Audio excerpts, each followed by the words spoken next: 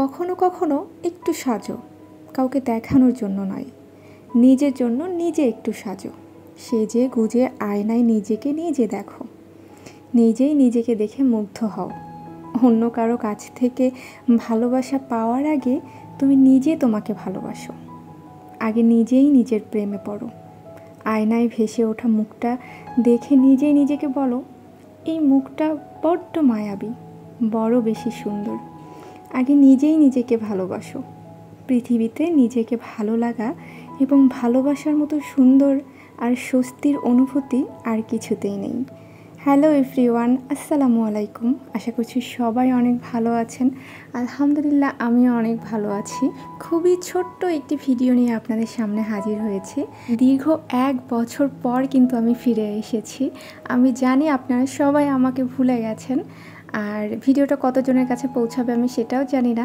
তবে আশা করব যারা যারা আমাকে মনে রেখেছেন অবশ্যই আমাকে আগের মতো সাপোর্ট করবেন এবং ভালোবাসবেন। আর যারা যারা আজকে আমার চ্যানেলে নতুন, প্লিজ একটি লাইক দিয়ে তারপর ভিডিওটি কন্টিনিউ করবেন। এবং আমার ভিডিও যদি আপনাদের একটু ভালো লেগে যায় তাহলে অবশ্যই আমার চ্যানেলটিকে সাবস্ক্রাইব করে আমার পাশেই থাকবেন। আচ্ছা, অনেকেরই প্রশ্ন থাকতে পারে যে আমি এতদিন এই 1 বছর কোথায় ছিলাম এবং 1 বছর ভিডিও আপলোড করিনি কেন। সেই গল্পগুলো আর আজকে না বলি, যদি আপনারা জানতে চান তাহলে হয়তো বা আমি আপনাদের সঙ্গে শেয়ার করব। তো আজকে দিনের বেলা যেহেতু আমি শাড়ি পরেছিলাম, তো শাড়ি পরলে কিন্তু গিফট মাস্ট। তো হঠাৎ করেই আমার উনি বলল যে আজকে তোমার রান্নাবান্না কিছুই করতে হবে না, চলো আজকে আমরা বাইরে খেতে যাব।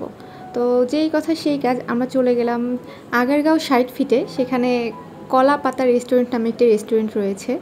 ভীষণ ভালো খাবার দাবার ওখানে সার্ভ করে, আর আমাদের অনেক পছন্দের একটি রেস্টুরেন্ট। আমরা প্রায়ই এই রেস্টুরেন্টেই যাই।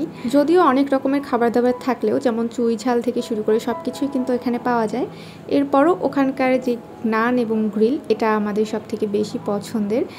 তো আমরা সেটাই অর্ডার করেছিলাম। দেখতেই পাচ্ছেন চিকেনটা এত বেশি জুসি ছিল আর সফট ছিল যা বলার মতো না। ভীষণ মজা লেগেছে। তো শাড়ি পরলে যদি এরকম হুটহাট করে রান্নাবান্না থেকে ছুটি পাওয়া যায় তাহলে আর কি লাগে বলেন তো। মাঝে মাঝে এরকম শাড়ি পরাই যায়, তাই না? যাই হোক, এরপর খাওয়া দাওয়া শেষ করে আমরা বাড়ির উদ্দেশ্যে রওনা দিচ্ছিলাম। আর যাওয়ার পথে একটুখানি ঘোরাফেরা করে নিয়েছিলাম। আর রাতের শহর কিন্তু অনেক বেশি সুন্দর। যেহেতু প্রচুর পরিমাণে গরম ছিল, তাই মাঝপথে আমরা দাঁড়িয়ে একটু জুস খেয়ে নিচ্ছিলাম।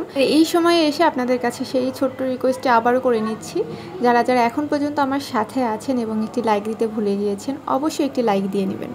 আর যারা যারা আমার চ্যানেলটিকে এখনও সাবস্ক্রাইব করেননি, আমার ভিডিওর কোনো অংশ যদি আপনাদের একটু ভালো লেগে যায় তাহলে অবশ্যই সাবস্ক্রাইব করে নেবেন। আর এটি হচ্ছে আমার বাসায় আসার পরের ভিডিও। একটুখানি আপনাদের সাথে শেয়ার করলাম, কারণ অনেক দিন যাবৎ যেহেতু আমি কোনো ভিডিও আপলোড করছি না, মনে হলো যে আসলে আমার এই ছোট্ট কুটিটা আপনাদের সাথে একটু শেয়ার করি। আশা করছি আপনাদের সবার অনেক অনেক ভালো লাগবে, এবং কেমন লাগলো কমেন্টে কিন্তু অবশ্যই জানাতে ভুলবেন না। আমার বাসার ভিতরে এই একটা রুমে কিন্তু আমি খুব সুন্দর করে সাজিয়ে নিয়েছি আমার মনের মতো করে। জানি না কতটুকু পেরেছি, আপনাদের সবার কেমন লাগলো অবশ্যই জানাবেন। এবং ভিডিওটি আজকে আমি এই মুহূর্তে শেষ করছি। সবাই ভালো থাকবেন। আসসালামু আলাইকুম।